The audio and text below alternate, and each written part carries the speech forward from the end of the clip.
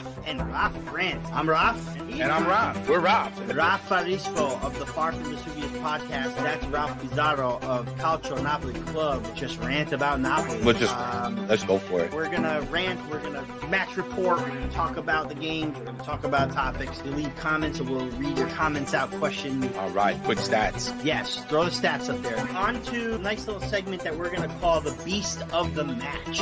Who is beasting it for the Napoli team? Let's see. Follow us on Facebook, Raffaele Rispo, Ralph Pizarro, Twitter at RaffaNapoli83. That's me. CNC USA 26. I want some feedback to the show. What do you guys want to see? What do you want to see more or less of? This is going to be a show for you guys too. I want a lot of comments. We want to rant about something. Let us know if you want us to rant about something. I promise you, we're not going to agree on everything all the time. We won't. We're going to yell at each other every now and then. Come and rant. This is what it's for. We want to give you a space to let loose so you can do it here. Well, that's going to do it, Ralph. Were we boring enough for you? I don't know. I think we were great.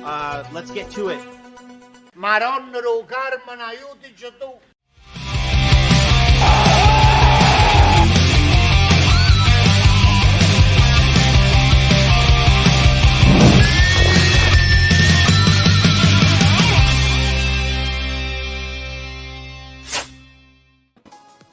And benvenuti, fellas and bellas all over the world. Welcome to another episode of the Raff and RaffB Rant. I am Raff Pizarro, joined by my co-host, the Vicar of Vesuvius, Raffa Rispo. Welcome, sir, and welcome to everybody in the chat today. We have a special episode and a special guest tonight, don't we, Raffa? We do. We have UEFA accredited journalist and the owner of OmaSports.tv. He is also known by me as the Nigerian Gianluca Di Marzio. Mr. Oma Akatugba is with us today. And Raff, if we can bring him in, let's pop him in. Here we are. Let's get going. Let's get it going. Big cheer for Mr. Oma, sir. How are you? Welcome to the show, Oma. Welcome. Good to have you here. Oma, I'm all right. Great to be on yes, the show again. Yes, the second time. Second time, that's right. The first was an audio-only podcast for Far From Vesuvius, and we'll release this. Want to just say thank you. Want to just say thank you to everybody who's watching now, listening, on the podcast, whenever you can, downloading it on the Far From Vesuvius podcast, watching on YouTube taped or what have you. Like I said, those who are live, just thank you very much for joining us. Oma Akatugba is, like, as I said, you're an accredited, UEFA journalist, so you know your stuff. And I dubbed you the Gianluca Di Marzio of Nigeria last year because as everybody's hopes were dwindling about Victor Osimhen coming in, this guy right here was the only one that said, "Oh, calma tutti. Non ti preoccupare," which means calm down, everyone. Don't worry about it. Victor's coming. He signed the contract. He's on his way, and everybody doubted it, but here he is. And Oma, just wanted to start by again thanking you for coming and saying, how have you been doing? How has your year been? Last time I spoke to you was a year ago. So how has your year been? How do you what are you doing these days? What do you got going on? Okay, great to be on your show. Thank you very much for the new title you've given to me, the Di Marzio. Yeah, man. I mean, listen, you had the inside scoop, and everybody doubted it, but you were like, he's coming. I'm telling you, he's coming, and he came. So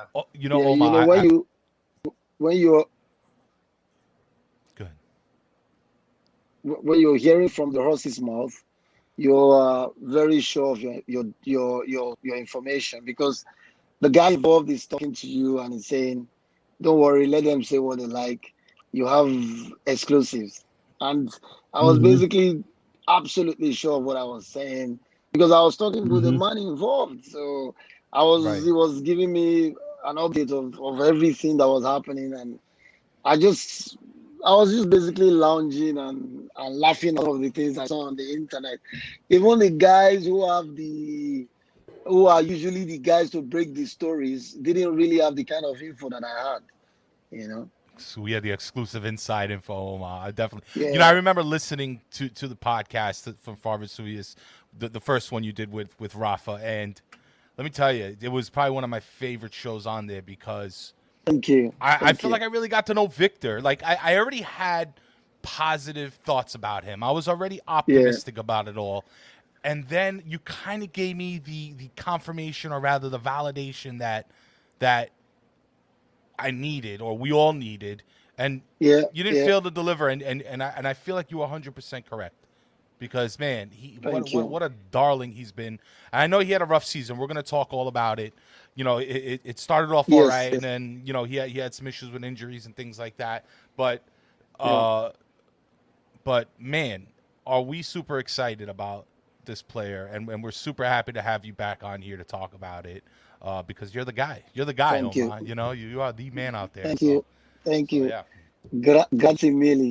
Grazie. Yeah, beautiful. So I guess we should start. I guess we should kind of start maybe in the beginning of the season, because we already know. We already spoke about leading up to the season, what we expected.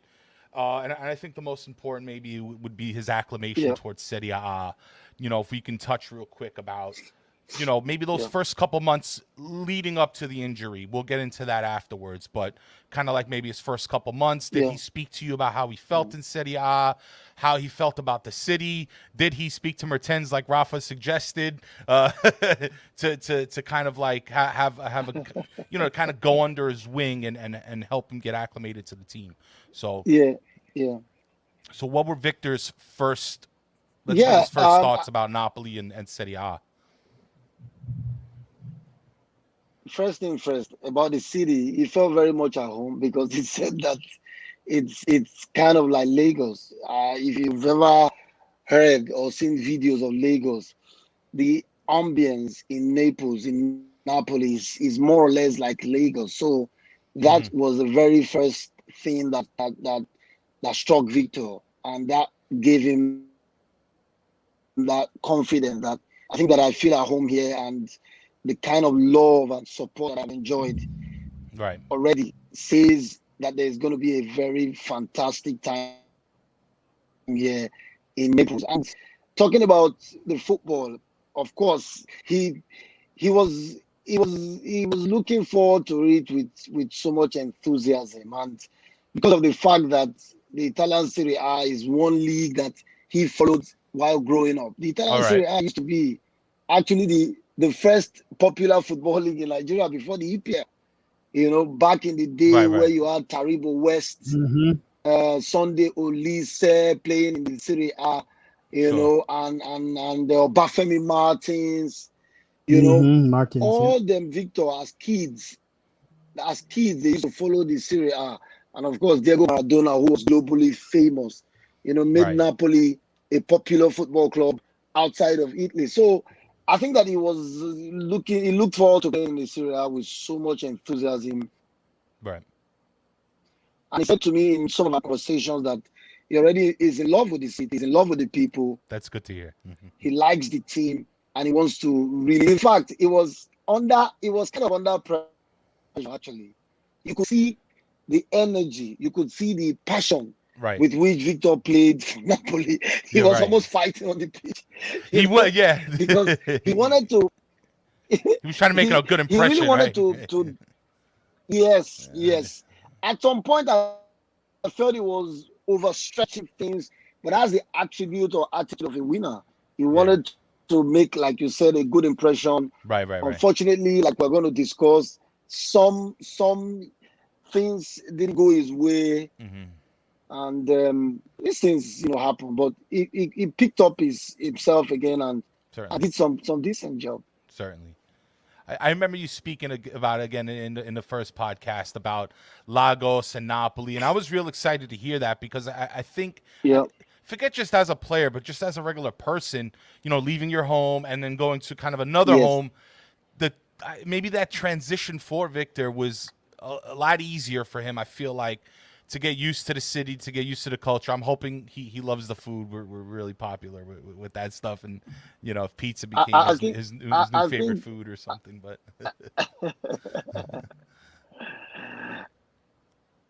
I think that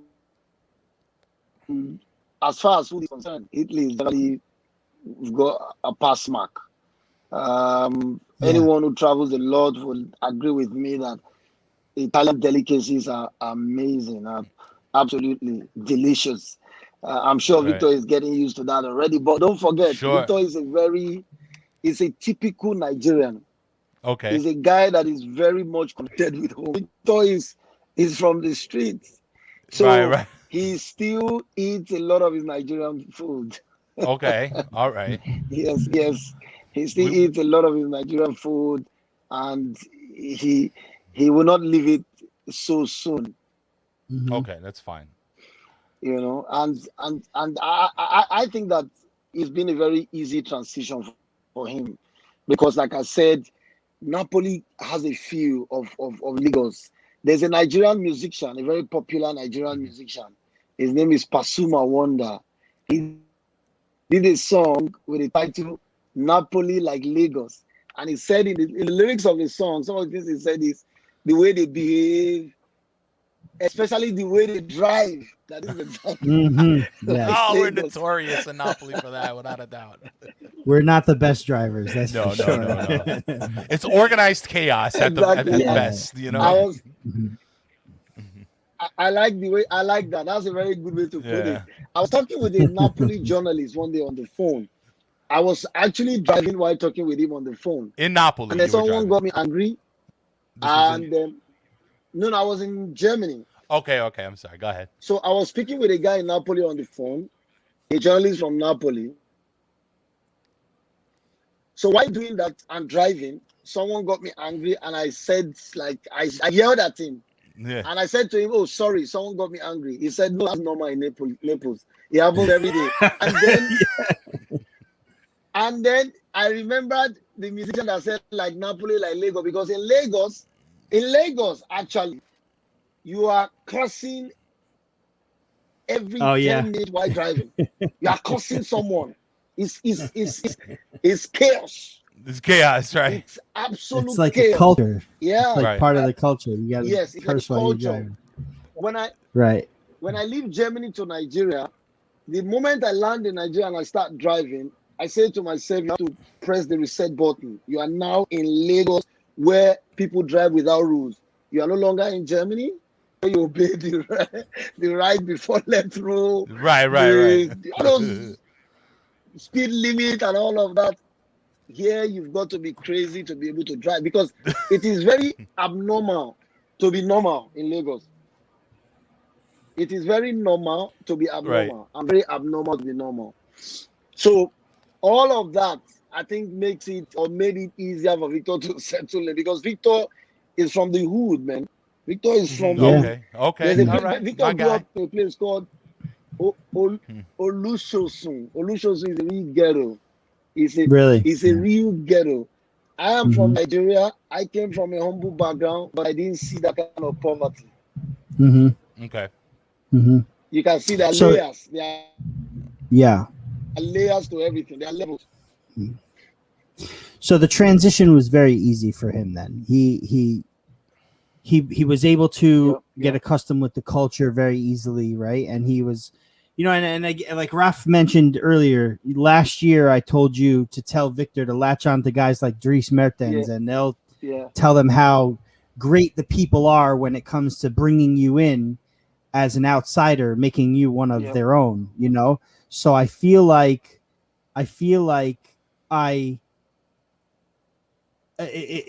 just as easy as it is for Victor to get accustomed to the city, he was as comfortable with the team too, I'm sure, because let's not forget, Oma, when Victor started with Napoli, he was off for about they had ended their season in Lille in March, right? So it was a 4-month layoff, right? And then for him to come back, and he was also nursing an injury at the time, so maybe a slow start for him. He did get in. He got in.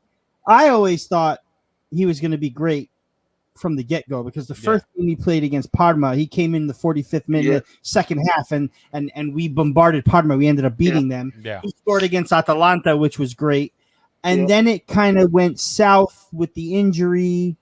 In in Nigeria, or was it in Sierra Leone? I don't remember. It was against Sierra Leone. It was in a Africa Cup of Nations qualifier where he got injured.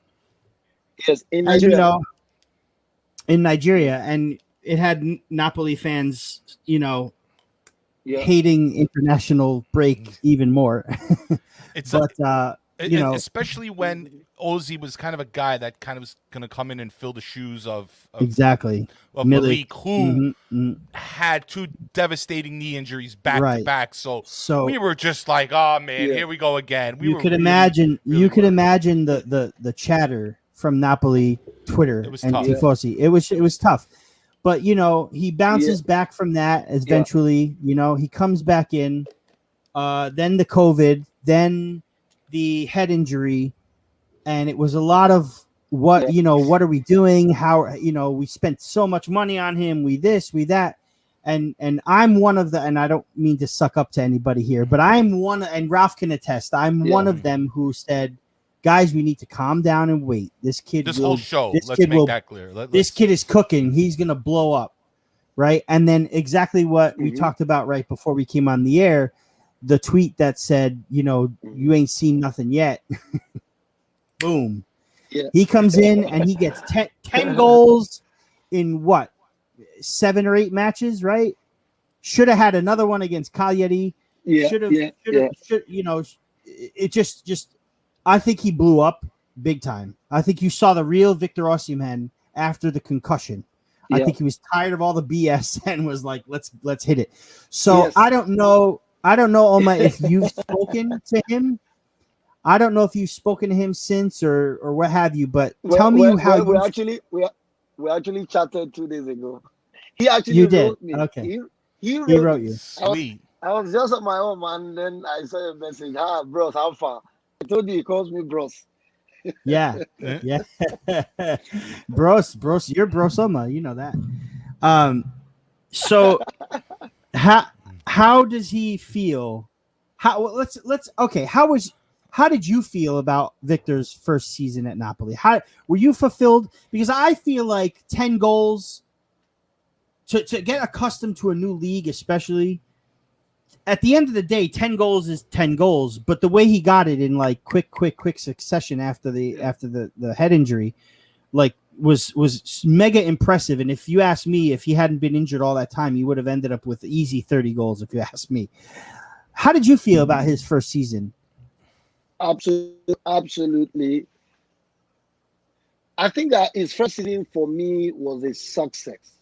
When you consider all of the hiccups, take away all those injuries, all the COVID-19 and all these problems. Like you said, Victor would have done more than 10. He would have done at least 19 goals, as far as I'm concerned. I'm with you. Yeah. That's realistic. Look at the consistency at which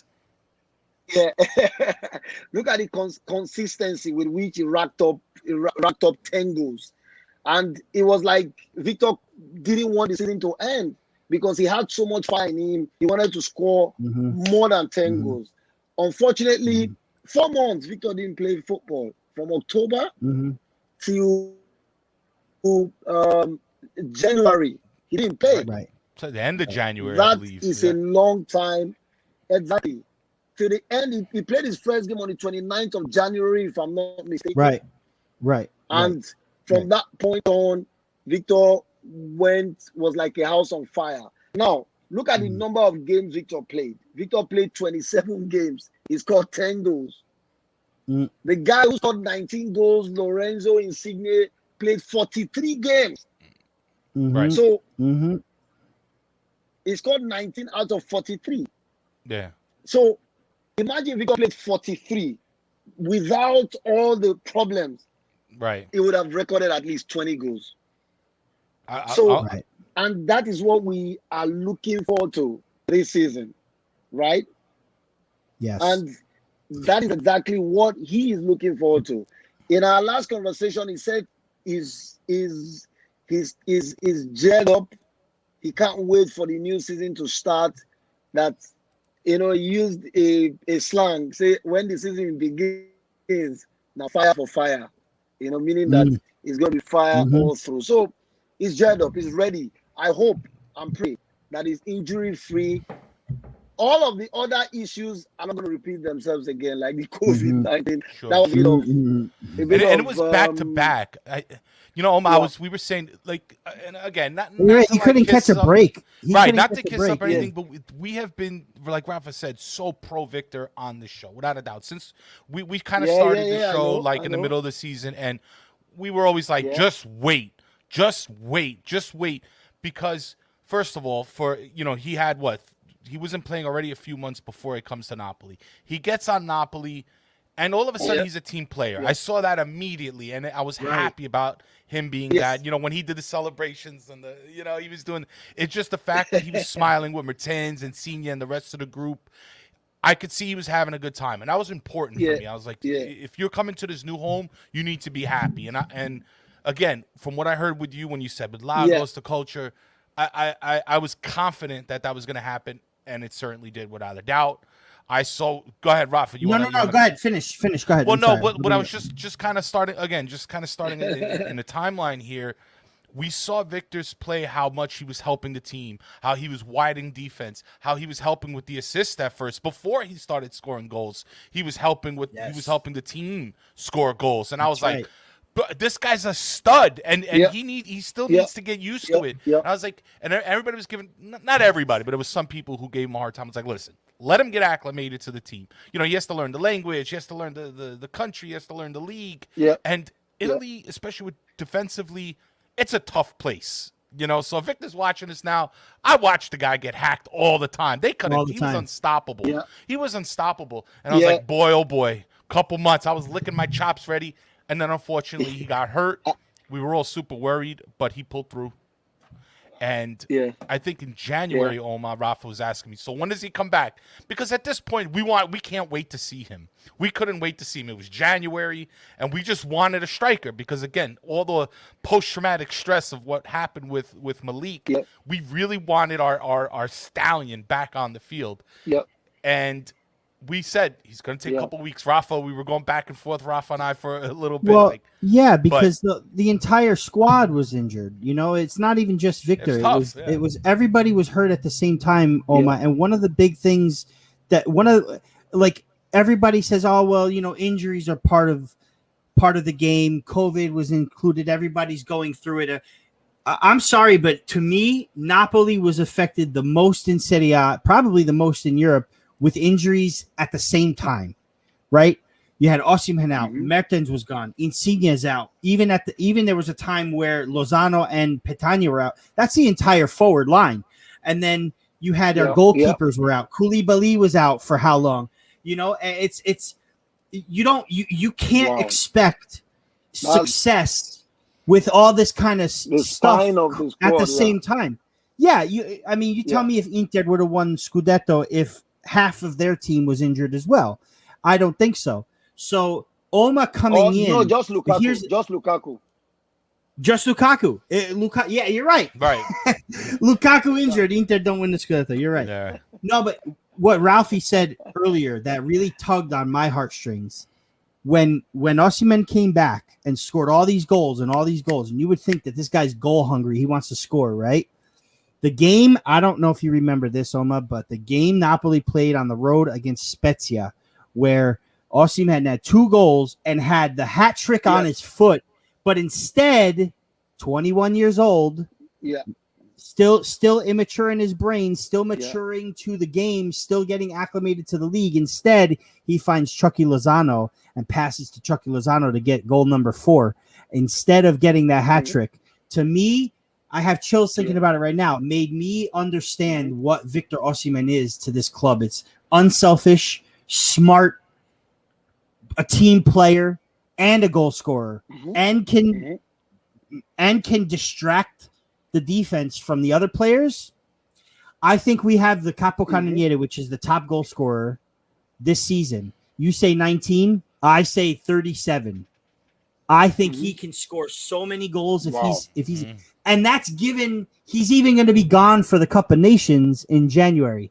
I think he still beats the Serie A record this season. That's potentially. One of my guys here on one of our listeners said hot take 37 goals. I think he gets it. I mean, he has the qualities. Victor is a goal machine. He's got the mentality, he's got the mindset, and all things being equal, I think that Victor can reach 30 goals. Let me quickly say that Victor went through a lot in that 4-month period. Like you said, a lot of the players were injured. Victor couldn't wait to come back. That period, that injury to Victor to Belgium, to Nigeria, before he was finally okay again to play football, and then contracted COVID during that moment of excitement during his birthday and all of that. Right. And I don't know, you remember the last time we had the podcast, I said to you that sometimes when I speak with Victor, I imagine I speak with someone who is older than 21. His level of maturity is unbelievable. Sure. And that is exactly what the point you made about him. 21-year-old, a chance to score a hat trick, but he would rather go for an assist. That is the level of maturity that Victor has.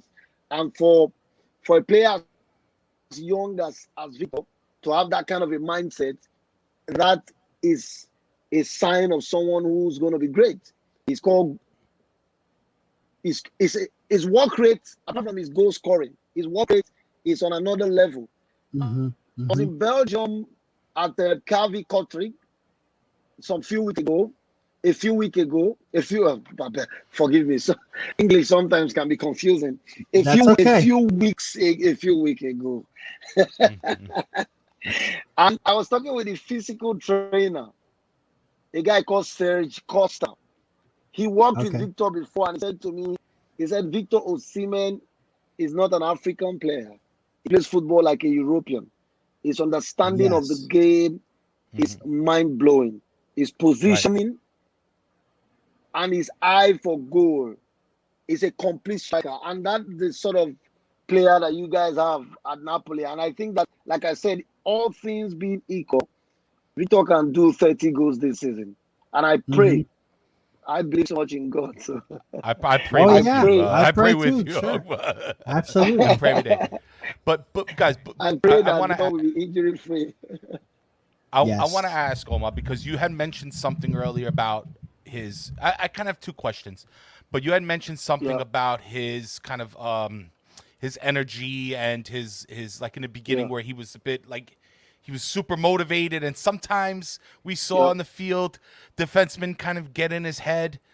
Did you see at any point, at least the second, especially after all the injuries and yada yada yada, after all the drama? Did you see a difference in Victor as far as his attitude goes from the first half of the season to when he kind of came back to the second half of the season? Did you see a difference, and where do you think that came from? I think that first thing first, I saw a Victor that was more circumspect, a Victor that had more control of his emotions.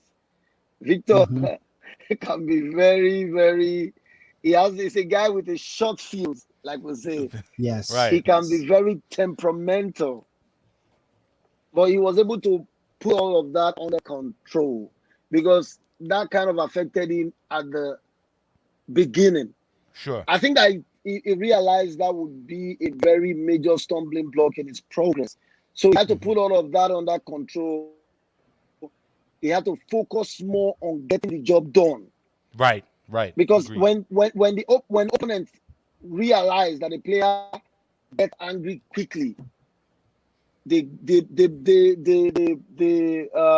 what's the word? They poke at him. Go for that player a lot. Right. That's the word. They go for that player a lot. It's psychological. Football sometimes goes beyond what you do on the pitch. Tactics and antics also play a very key role. And Victor, I think, realized all of that and called himself to order, and then things changed. Where he got that from, I think that it was that period where things weren't going well. Victor went through a storm You know how volatile the media in Napoli is. Oh, You of know how course. volatile I the mean, Napoli fans Forget are. it. We had to go to Silencio Stampa. You know, that's how bad it So got. So exactly, all of that got to him, and then mm, he realized what was in front of him. Victor is the most expensive African player. Napoli, I think, broke the bank to get Victor. All that, when you consider all of that, what happened, I think, was needless, especially with COVID-19 story. It was needless. It was irresponsible, and he agreed to that, and he was very remorseful. And I think that all of that made him to find himself again.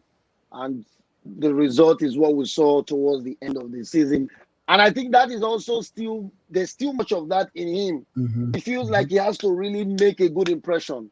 10 goals for Victor is not good enough. That's the kind of guy he is. It's not good enough. Despite all of the hiccups. For him, yes, these are tenable. This is a tenable excuse to say he was injured, he had COVID. Nonetheless, he still felt that he could have done better.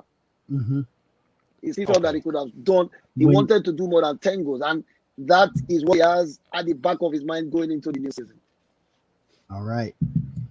That sounds great. I think that him having the hunger and desire of getting that, plus let's not forget, as I mentioned earlier, you got the Cup of Nations in January. He's going to want to explode in that scene as well. The best Victor you can get is one that's a winner in his head, and if he can win at Africa Cup of Nations with Nigeria, I always want Napoli players. I'm sorry. I always want Napoli players to win internationally before they come back to Napoli, so that they have the highest morale, like Lorenzo Insigne, Di Lorenzo, and Meret are winners with Italy, right? Absolutely. Yeah. So we have to get the best Victor at the Cup of Nations too, so he can come back like I got the second half of the season. Boom, go. And Oma, I want to kind of piggyback off this statement. As competitive as Victor is, we want him to know that, first of all, again, he had to get acclimated. Then he had the injuries. Then he came in and killed it. And I remember when he had that statement, I believe it was like a video or something, and he said, "You ain't seen nothing yet." And at that point, I was giddy. At that point, I was like, oh man, that really, like, I felt it. I guess like it's easy for any player to kind of say that, right? You ain't see, but when Victor said it, I believed him. Because I'm like, man, this kid been through so much, and I know he's a good guy. I know he's a humble dude, and he just wants to perform. There's a few questions out there regarding, the chat wants to know. So I want to bring it out to you because, we have some great fans that come in here live. Raffi, before you go there, Oma, I feel like you had something to share with us. Did you have something there to share with us? You had something from a friend of yours or something like that? Yeah. I mean, he was saying that, when the season begins, it's going to be full force. That imagine they didn't qualify for the Europa League, it would have been a real problem because he knows the expectations, I beg your pardon, of Napoli fans. So he's like, we would have been in serious trouble if we didn't qualify for the Europa. We wanted the Champions League. Unfortunately, we couldn't get it, but we can go with the UEFA Europa Cup, and he can't wait to make a good impression. All right, go ahead, Raff. Sorry about that. Well, no, I just kind of want to address some of the questions that were coming in the chat regarding, as far as how much of an effect did Rino Gattuso have on Osimhen, whether it be the player, whether it be the person, has he ever mentioned? I think he's been Gattuso in general has been a positive influence on the team because he also had to deal with all that as well. He had a hard time as well as a coach at Napoli. But how much of a positive influence was him, if any, did Gattuso have on Victor during his time? And did that maybe affect some of the mental strains that Victor had to experience as he was going through everything? I think Gattuso played a very key role in helping Victor to settle at Napoli. Is the first person he met actually while the negotiations were going on.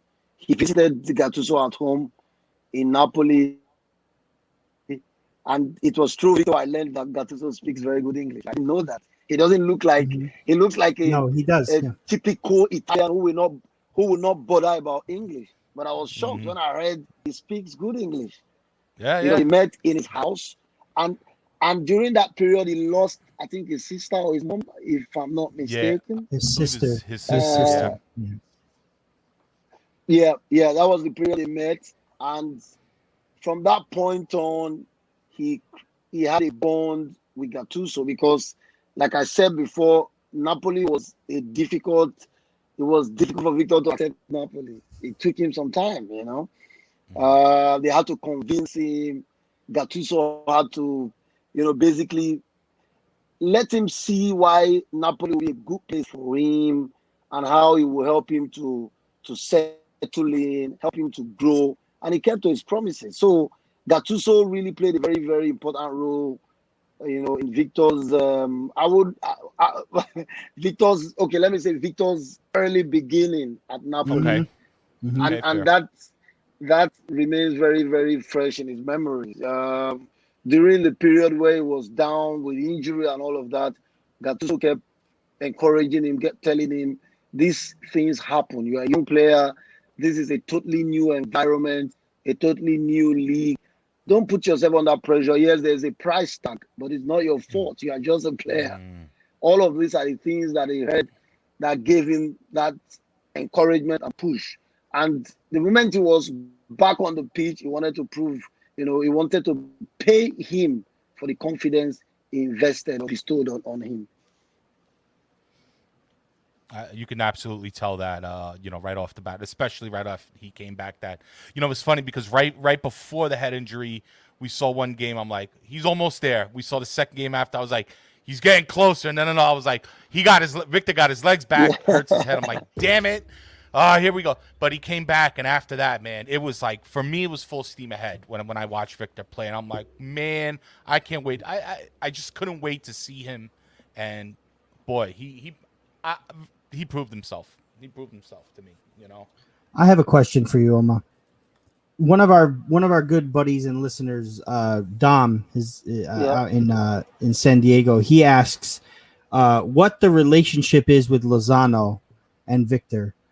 They seem like they play like they really play well together. They seem like they love playing with each other. It's true. On screen, it looks like they're just a great duo. Do you know if he's got, I don't want to say a favorite member of the team, but do you know if there's somebody in particular on the team that he really gravitated towards, like extra? From the things he has said, I think Dries Mertens has been a guy he's been very chummy with. I don't know much about Lozano, but I think that he's talked a lot about Mertens. He's talked a lot about him. He's posted a lot about him sometimes too on his Instagram stories. I think that he's gravitated towards Dries Mertens more. I was expecting a Koulibaly, for example, because of the Koulibaly, the African connection. Yeah. Hey, I mean, let's not forget, Koulibaly is 30, and well, so is Dries Mertens. He's older too. But that's not an excuse. No. Yeah, but Mertens is like that young youth, very youthful, kind of guy, likes to go around because he became also, I mean, as well as Koulibaly, but Mertens certainly became a adopted son of Napoli, and yes. He was an all around, maybe being a forward like Ozil, and just being an overall kind of warm, welcoming, hospital guy. It feels like the first guy, not to take anything away from Koulibaly because he's a wonderful man and a great professional, but like to find your first friend, I think Mertens would kind of be that guy that sticks out. He'd probably walk. If I had to guess, Dries Mertens walked up to Victor and say, "Hey, what's up? You know what it is? You know what it is? Have some limoncello. Have you know what it is? coffee." Mertens doesn't have kids, and Koulibaly has kids. So I think Koulibaly ain't got no time for that. I don't think so they was in the club Mertens is young at heart, and Right. Koulibaly has kids, and he can't be bothered with that. That's what I think. That's how I see it. And language is a factor too. I brought up Lozano.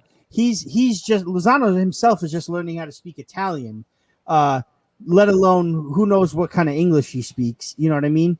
And when you have Mertens who speaks great English, Koulibaly also does speak pretty good English. But when you have these players that speak English with each other, boom, you tend to gravitate towards them quickly.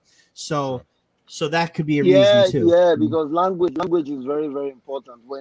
When someone is able to speak your language, you connect with the person faster than the other who perhaps can't speak your language, because communication, they say, is the food of every relationship, right? If you can't communicate with someone, it's difficult to connect, easier with that person. So I think that for players who can speak English, it's easier to connect with those players than the ones who can't, because Victor, I wouldn't say it's not very good languages, because I haven't heard Victor try to speak German, never heard him try to speak French. He just doesn't care. He doesn't score goals. Right. I just score goals. That's what I do. He speaks his language on the pitch. That's what he does. Has he expressed to you any has he been practicing his Napolitan dialect or Italian? Has he been coming along as far as the language barrier goes and all that? Has he mentioned anything to you? I think like I said, not really. Like I said, I think Victor is not a guy that is very enthusiastic about language. While he was in Germany. Okay. I mean, when you speak with players, for example, you speak with a player who played in Germany or plays in Germany, they try to say a few things in German like Guten Tag, Wie geht's, Bruder, and all those kind of stuff. Or in French, ça va très bien, and all of those things. I never heard Victor use a word in French, German, or it's okay. Even Italian. Yeah, it's okay. I think he's not a language person. It's okay. All he has to say is Forza Napoli sempre and score goals on the pitch. That's it. That's all I need to hear from him. But there's also something. Let's not forget that this is Victor's 4th year in Europe. And in these 4 years, he has played in 4 countries. You're right. He came to Europe in 100%. 2017. So he spent just a year in each country. Maybe he will spend more time in Naples and will now realize or get to see his language abilities. Perhaps if he spends 2-3 years in Naples, he will learn maybe Napolitano or Italian. I don't know which one. Oh yeah, he's bound to get a few Napolitan phrases in there. He'll get it. I put my money on that. That's for sure. Certainly. Yeah, he's gonna love because they're fun. Here's another question for you. How do you feel? Do you guys speak Napolitano? Yes. I almost failed my Italian class in high school because I had to take my dialect issues. I had to take Italian in school. Nowadays, you don't get Italian in the States. You don't get Italian. You get French, Spanish. That's about it. Back when I was get Italian. Disagree. Back when I was a kid, for sure, in Yonkers, down towards the Bronx, Oma, Italian was available. I'm not sure now anymore. I really am not. But I had to take Italian in school from first grade all the way to high school, and then some in college, just to learn Italian, because all they spoke was Napolitan. Because when I speak, I cross the two so much that it's ridiculous. I don't speak as much as I used to. How do you do that? It's very difficult. Did you live in Italy? No, my parents are from Napoli. My father was born in Napoli, and my mother knew how to speak Italian because her family in Sicily. She had a very little bit of Italian, and then. So it was all Napolitan in my house with my parents, with my dad and his family. But then I would watch Italian television, like we'd watch Serie A, we'd watch Italian television, and it's all in proper Italian. I have no idea what they're saying because the these guys are speaking in Napolitan, and I'm, so I had to, when I went to school for Italian, I learned a lot more, a lot. So I know how to read, write, speak. Okay. When I speak, And it's you, so and, broken. and you, Raffa? Okay. Yes. Yes. Yes. I'm sorry, me? Raff Biz, right? Yeah. This guy. Yeah. Yes. There's two Raff. Yeah. It's two Raffs. We always get confused here, Yeah, so my mother was born in Italy. My father's Italian-American, but so she would speak to me in the house. She would always speak to me in Italian. So, but it was like a little dialect, so it wasn't the most proper. And then going to high school, like Rafa, I studied Italian for about 3 years, where I learned to read it, write it, speak it properly, conjugations, all that. But I always had a hard time because I learned the dialect first. So I had to kind of untrain myself and then retrain myself. Now I'm a big mess, but I can get by. It's a mess. Yeah. But if Victor needs help, I got a cousin who does tutoring. So you let me know. I know a guy. I'll get you a discount. Okay, brilliant. I look forward to that. Yeah. If you want some too, let me know. We get the family discount. All right. So I got. I have a question, Oma. I have a question. So we talked about Victor this season. You say 20 goals. You say a lot of goals. How is he? Did he ever ask or tell you anything about how he feels about Spalletti coming in? Because now it's another manager, but Spalletti is well known for having prominent strikers, like using his strikers the correct way. Capocannoniere with Dzeko, a couple times with Icardi. He grew Di Natale into what he was. So what do you think about how excited? I know he's excited for the season, but how excited is he about Spalletti? I think he knows him. Of course, Victor is a guy that follows football very well. Some footballers don't follow football. I know a lot of footballers who don't watch football. Right. Victor is not one of them. Victor watches football a lot. He used to be, I don't know if this will offend Napoli fans, he used to be a Barcelona fan. No, we know this. We know this from last season. Okay, good. Let's ask him how he feels about Messi. Good. Let him want to know. Hey. You need to ask him how he feels about Messi now. Did Messi break his heart? He actually cried. Yeah, of course. I mean, he. So he knows Spalletti very well, and from what we have seen, from what you guys must have also seen, Spalletti has great plans for Victor. He really wants to build a team with Victor having a prominent role, exactly, and that says it all. He's excited about Spalletti. He wants to do great things. He wants to score goals. Actually, do much more than he did with Gattuso. And I look forward to a very fantastic relationship between Victor and Luciano Spalletti. I mean, the friendlies that he's played already, and I'm not sure if you're plugged in on the friendly. 4 goals against the first team, another goal against Provercelli, and then 2 against Bayern, which was huge. Oh my god! You just saw so what exciting. Nagelsmann said. I'm sure you read or heard or saw what Nagelsmann said. That Victor is one of the most prolific young strikers in Europe. Yep. I think so. But, to segue into that response, I have a question, Oma. So what's your prediction for Napoli this year, as in the 21-22 season? Overall, including Victor or what have you. But overall, how do you feel about the team? Are you confident? I don't like to build castle in the air. I would go for what I wanted last season: Champions League spots. Champions League spots. The Italian Cup, at least. Okay. The Italian at Cup. least. That's exactly what I said. Let me try what I said to him when we're talking. I think I said we have Oma Akatugba reading text messages to Victor Osimhen. Oh my god, everybody!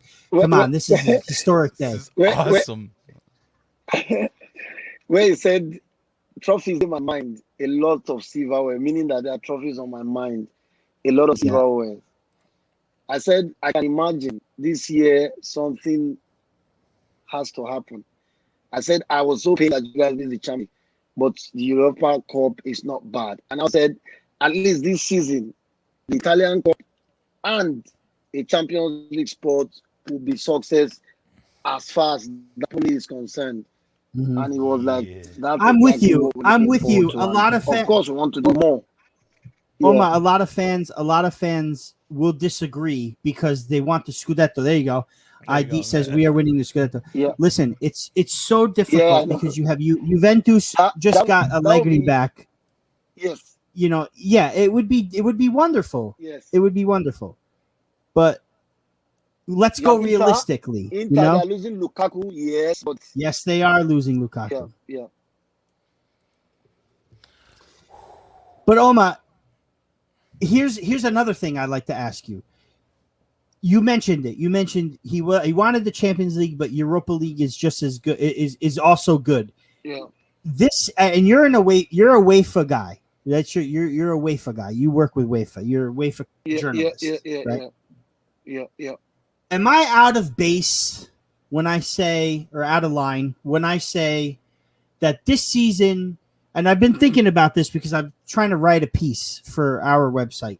This season, the Europa League is different than it has been in a long time, meaning the Conference League that's just starting now is weeding out all of those smaller, irrelevant teams.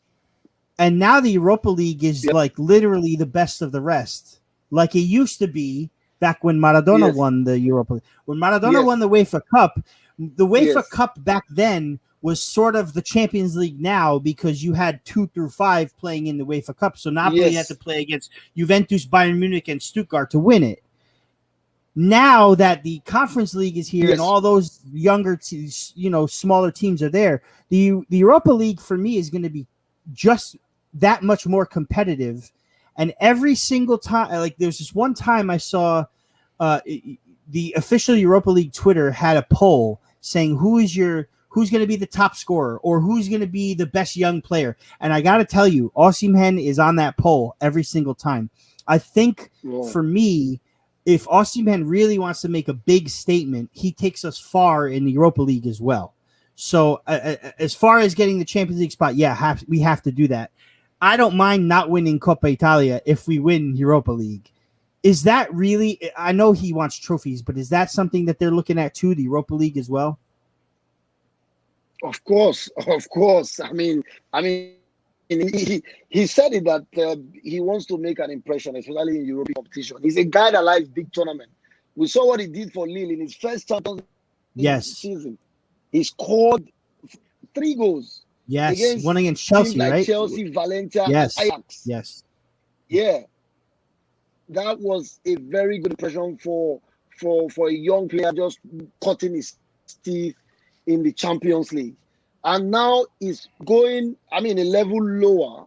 But like you said, the tournament will be much more valuable and much more competitive now with the fact that there's a European Conference League where the shafts right are going to be competing. Ludograts can go play over there, right? Exactly. All of these Contorigas of this world and the Apollon Limassol of this world. Apollon. So it reminds me of many years ago when you had the Intertoto Cup. You had the UEFA Cup. Yes. You had the Total Cup. So it's more like it happening again. So the UEFA Europa Cup is, I call it usually the poor cousin of the Champions League. And that is what it is. If you are a cousin to someone, it means that you have a blood relationship, which means that the UEFA Europa Cup has some level of value because it's just right here compared to the Champions League. And we saw the kind of final the UEFA Champions Europa Cup final where Arsenal played Chelsea. Sure. In Azerbaijan. Manchester United was in last season. That normally would be a champion. Yes. That would be that would normally be a Champions League final. So this tournament will be actually much more competitive, and it is at this type of tournament, people like Napoli should actually prove a point that yes, they are ready and can flex muscles with the best teams in Europe. And that can be a very good preparation for the Champions League next season. So I think it's all well laid out for Napoli. And I think that the coach and the players are aware of all of this. And if they put all in place, I think that this is time for Napoli to make a statement. And Victor will be a very integral part of all of this. Rafa, I want to agree 100% with Oma here, because we've said this before. I've said this before, how much EL can kind of be a prerequisite to the challenges of facing a whole season as well as Champions League. Because if you can't do it in Europa League, you're not going to do it in Champions League. And especially having a young striker, EL could certainly be a place where young strikers kind of get a little bit of shine, you know, get an opportunity to prove themselves. Then, we always see and then make that leap in quality or in success or what have you. And I'll say this, Oma, this is a statement more than a question, but you know, going to Real Madrid, winning a trophy is great. Going to PSG, going to even to Juve or what have you, a bigger Italian squad. But in Napoli, to win a trophy, and I want Victor to know this, if in Napoli to win a trophy, it's challenging. It is. Yes. It's a bit hard. Of course. But you know, with great risk sometimes comes great reward. And if Victor and the rest of and anyone on this roster, to be quite honest, could find success, could make that trophy and validate everything we've done over the past decade or so, he will forever be immortalized. Sure. And I want not to put any unwarranted pressure on him, but Victor's name will be immortalized. Doesn't matter whether it be the EL trophy. I mean, if he wins a Scudetto, forget it. He becomes a patron saint of Pozzoli or something. I don't know, of a town in Napoli. But that's what Napoli is. Nobody forgets a Napoli. You know, other teams stop, but Naples is just really one of that place that it turns you into saint status if you win for the city. So I hope that he finds success. Just see how they adore Diego Armando Maradona, and they still do. And I mean, they still do. Like, exactly. It's not like you won the Champions League. No. Oma, if I remember. Go ahead. I'm sorry. Go ahead. No, you go ahead. Okay. I'm listening. I read somewhere that Messi was close to signing with Napoli, and then I woke up. But what do you from your dreams? Yeah. Yes. I mean, what do you, I feel? I know this is an Osimhen show, and this is Napoli, but you're a UEFA guy. You cover Champions League. You cover UEFA. You cover the Europa League, I'm sure, too, a little bit here and there. What's going on? Where's he going? Is it Paris? Is he going to Paris? Is it going to be for big money? And like you said, they, you know, like Raff said, they will immortalize Victor. Winning in Napoli means so much more. Don't you think Messi should consider taking a pay cut and going to Napoli? And I don't mean it just because we're Napoli fans. I mean it going to somewhere smaller to prove himself elsewhere. You know, to say I still got it. But I say Napoli because of the Diego Maradona ties, because of the fact that the squad is pretty decent. We need a couple pieces, but what have you. It's not superstars. It's not big household name superstars. Right. What's there to prove in France with PSG? Aside from trying to win a Champions League again with a bunch of stars. Why can't you go to Napoli, play with Victor, play with Insigne, play with Lozano, play with Mertens, play with Koulibaly, and get this trophy there? Like lift the Europa League this year and then go lift the Champions League next year. You know, like why not? Why not? And maybe recreate another Diego Armando Maradona era. It will be amazing. It's unrealistic. I mean, it's unrealistic. Yes, I know. It will be like a reincarnation of Diego Armando Maradona. Sure. The city will have a new god. Maybe not exactly like Diego, but could be more than Diego because there's the Champions League to be won. Exactly. If you win the Scudetto now, the Champions League, I think you have erased everything Diego Armando Maradona did. And truth is, Messi is capable of doing all of this. The question is Napoli confident enough to approach Messi's entourage? No.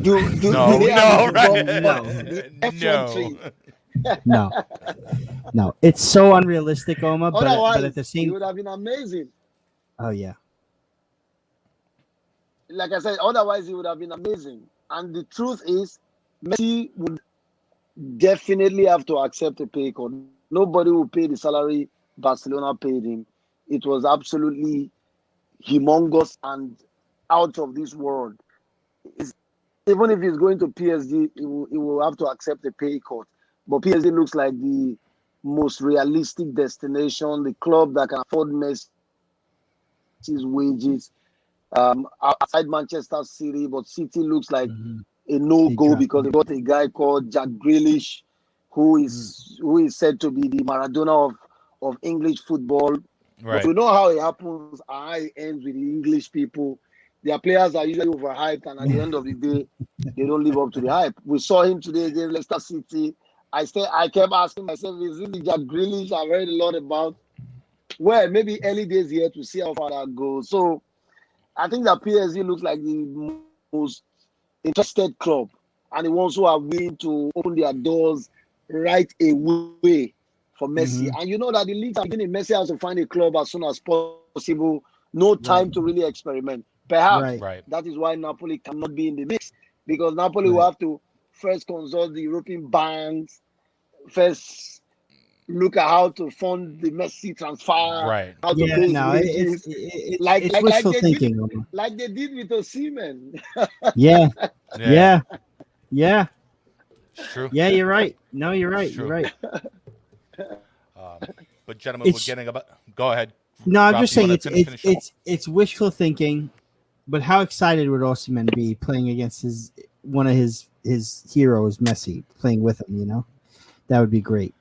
Amazing. I like this question really quick. I like this. Henry asks, I'd love to know if there are any Nigerian players that you would think could fill our problems at left back and at center midfield. Seydou Sanusi plays for FC Porto. Ooh, okay. Fantastic left back. He played all the games for FC Porto last season. Played in the Champions League. Seydou Sanusi. You can Google it. Sanusi. He plays like Jody Alba. Oh yeah. It's a brilliant left back. Joe Aribo is also a very good player for a midfielder. He plays for Rangers. He's a very creative player. Another player I thought would have been fantastic for Napoli is Samuel Chukwueze. He's a very good friend of Victor Osimhen. And he's looking for a new club. Really? Unai Emery has said he has to look elsewhere for his future, and he's a prodigiously talented young player. He's quick, he's tricky. On the flanks, is almost unplayable. He's been one of the best players for Nigeria in recent times. Victor and Chukwueze's partnership in this national team is amazing. And their friendship off the pitch, they replicate it on the pitch. They love each other so much. And I imagine Samuel Chukwueze playing for Napoli. Oh, my God. Oh, maybe we can have it. Maybe we can set this up. Raff, you know a guy? You know? Listen, I don't know a guy, but I'm sure Oma knows a guy, and Oma knows Victor. So Victor maybe could tell him and listen. Of course. Tell Victor, say Victor, listen. Raff and Raff need you to talk to your boy and approach Napoli. No problem. Because this has to happen. I will do that. Hey, you never know, man. ADL is one of those guys that. He pulls a name out of nowhere. It's signed.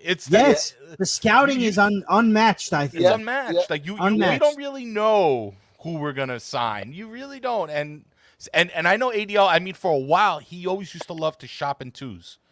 He always used to love. We always used to have 2 nationals from each team. If you look back, whether it was 2 Swiss, 2 Colombian, 2 2 Italian, 2. Well, we had 2 Macedonians. We had 2 Uruguayans. 2 Uruguayans. Cavani We always Gargano. bought in 2s. And guys, maybe also that's why Spalletti has called up a young guy called Michael Folonshaw, who has a Nigerian root.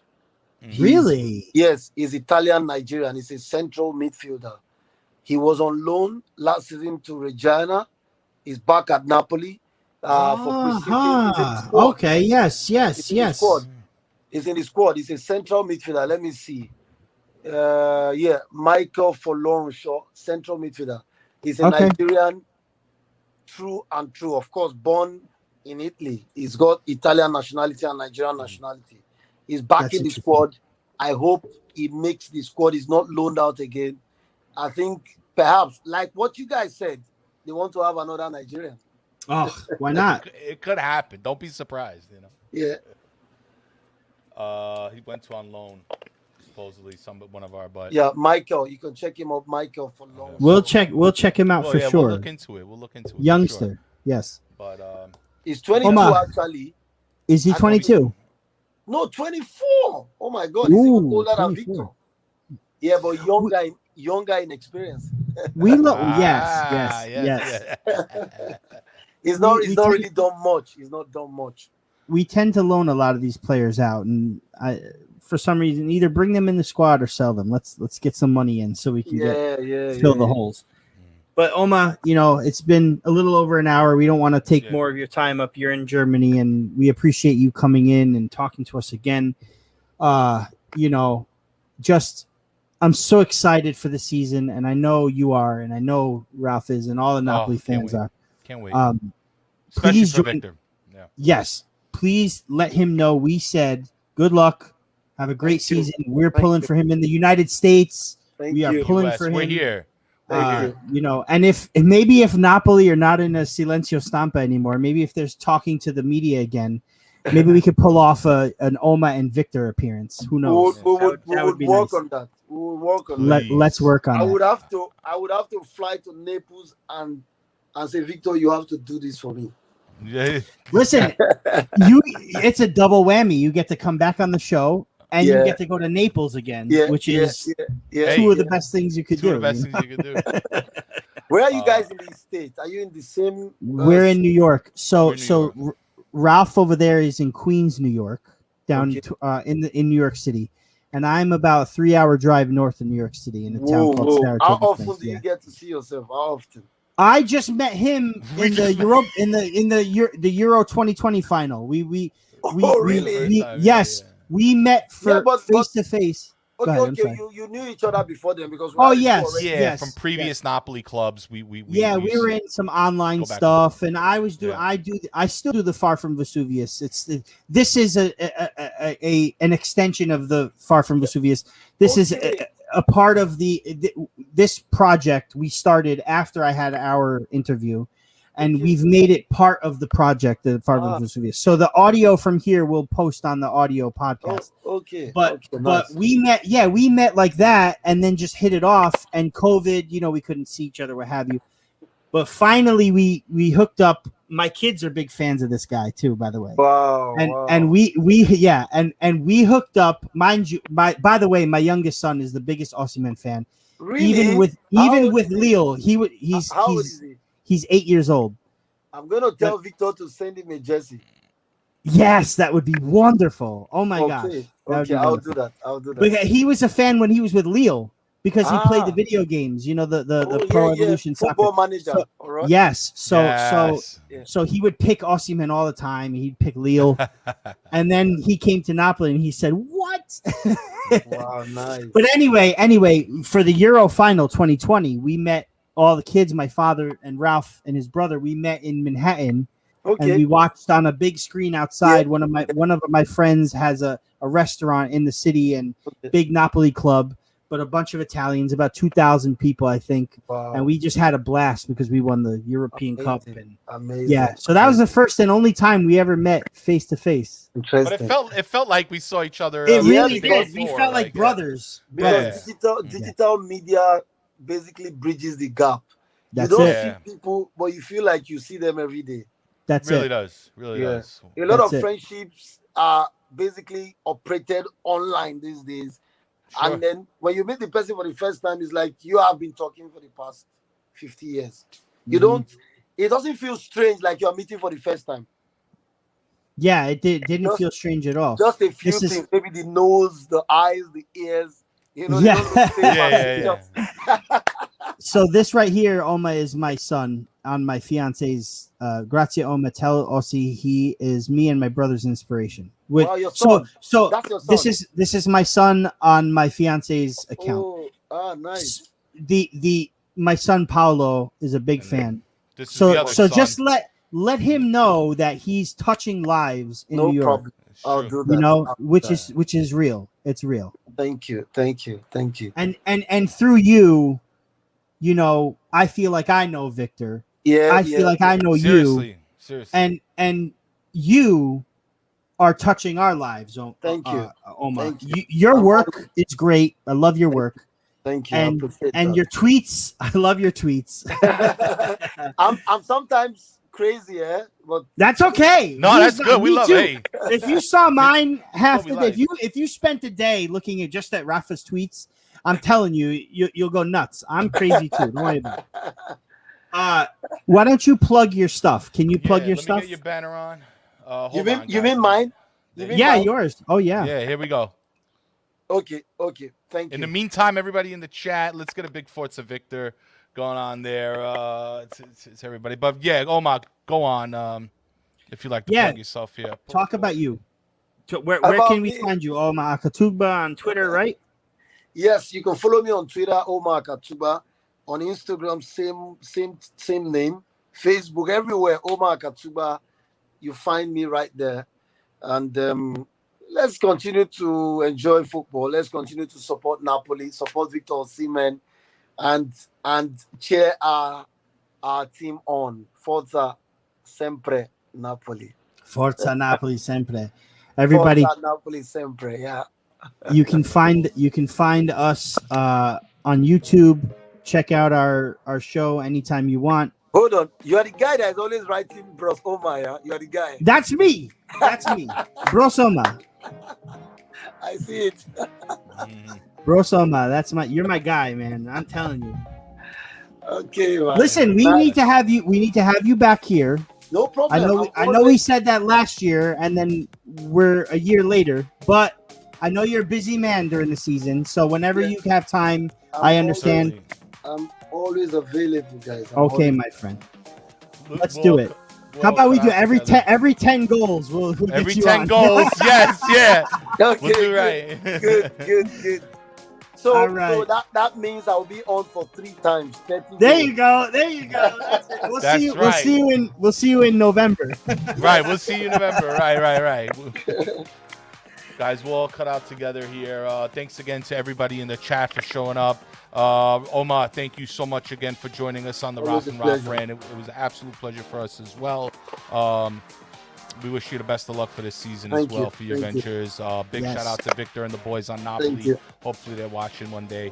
But yeah, man, we'll see you again soon. Rafa, great show as always. You too, my friend. Thanks again, everybody. Ali, right there. Let's get everybody in. I don't want to miss nobody. Let's get everybody in. We'll certainly be back again soon. But until then, Forza Napoli. Forza Napoli sempre. Ciao.